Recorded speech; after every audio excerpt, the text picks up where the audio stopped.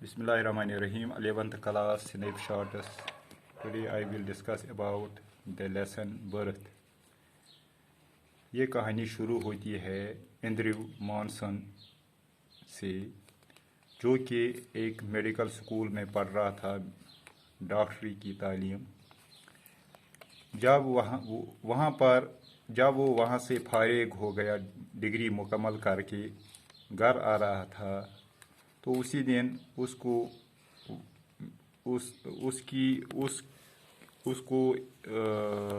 जो गर्लफ्रेंड थी क्रिस्टून, उसके साथ लड़ाई हुई।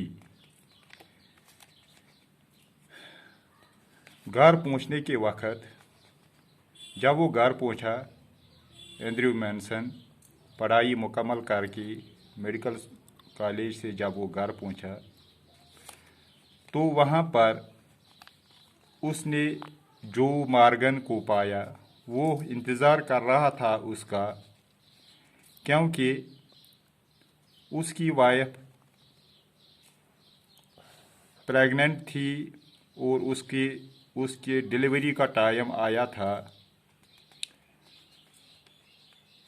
अब चूँकि डॉक्टर एंड्रयू मॉनसन घर पहुंचा था, रात का वक्त था। जब जो मॉर्गन ने उसको कहा कि मेरी वाइफ को देखो, तो रात होने के नाते वो इस पर राज़ी हो गया और जो मॉर्गन के साथ उसके घर गया, क्योंकि जो मॉर्गन को 20 साल हुए थे शादी करके, उसको ये पहला बच्चा था। जो मॉर्गन के घर पहुंचने के वक्त वो क्या देखता, एक मिडवाइफ थी, वो उसकी बीवी को अटेंड कर रही थी, क्योंकि उसकी बीवी सीरियस थी। एंड्रयू वहाँ पर जब पहुंचा तो उसने मिसेस मॉर्गन को देखा, तो उसने क्या पाया कि अभी कुछ ज़्यादा वक्त बाकी है। उसने कहा कि चलो मैं रेस्ट लेता हूँ कुछ देर के लिए, और रेस्ट करने के दौरान इसके दिमाग में कुछ ख्यालात आ गए।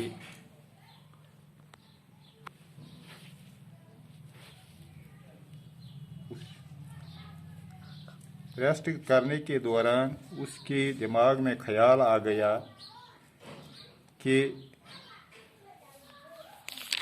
वो सोचने लगा कुछ लोगों के बारे में। बर्नवेल एक आदमी था, उसने बेवकूफ़ी में सब कुछ फिदा कर दिया अपनी वाइफ पर, मगर लास्ट में उसकी वाइफ ने उसको ठुकरा दिया। इसी तरह उसके दिमाग में और एक आदमी आया, एडवर्ड पेज। उसने एक औरत के साथ शादी की थी। वो इल नेचर की थी, अच्छी नेचर की नहीं थी, क्योंकि शादी करके उसकी ज़िंदगी बहुत नाखुश थी और वो अकेला रहा बाकी ज़िंदगी में।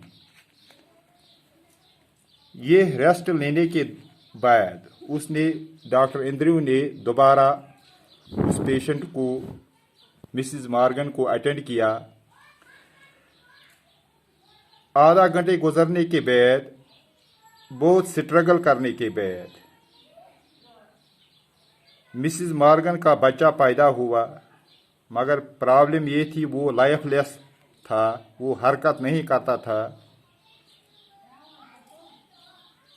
बच्चा भी लाइफलेस था और उसकी माँ भी सीरियस थी। एंड्रयू ने सोचा, क्या मैं पहले उसकी माँ को अटेंड करूँगा या बच्चे को? तो एंड्रयू ने बच्चे को नर्स के हवाले किया और पहले माँ को बचाने की कोशिश की। और माँ को इलाज करते करते माँ की हालत बेहतर हो गई। तब उसका अटेंशन बच्चे की तरफ आया। चूँकि बच्चा बेड पर था, वो सोकट न्यूज़पेपर में लपेटा था। एंड्रयू ने उसको खींचा और तब तक वो जिस्मानी तौर फिट हो गया था बच्चा। और एंड्रयू ने पाया कि ये शायद एस्फाइजिया का बीमारी का केस है, जिसमें ऑक्सीजन का तादाद खून में कम होता है और कार्बन डाइऑक्साइड का तादाद ज़्यादा होता है। इसके बाद एंड्रयू ने बच्चे का इलाज करना शुरू किया और बच्चे को दवाई दी। इस दौरान उस जो वहाँ पर मिडवाइफ थी, दाई थी, उसने एंड्रयू को पुकारा कि ये स्टिल बॉर्न बच्चा है। स्टिल बॉर्न बच्चा उसको कहते हैं जो डिलीवरी से पहले या डिलीवरी के दौरान जिसकी मौत वाक़ा होती है। एंड्रयू ने इसकी तरफ कोई तवज्जो नहीं दी। एंड्रयू ने लास्ट में उस बच्चे को रब किया टॉवल से और फिर उसका सीना थोड़ा बहुत दबाया, छाती पर थोड़ा बहुत रब किया, जिससे बच्चे की हालत थोड़ा बहुत ठीक होने लगी और बच्चा हरकत करने लगा और लास्ट में बच्चा ठीक हो गया। तो इस लेसन का कंक्लूजन ये है,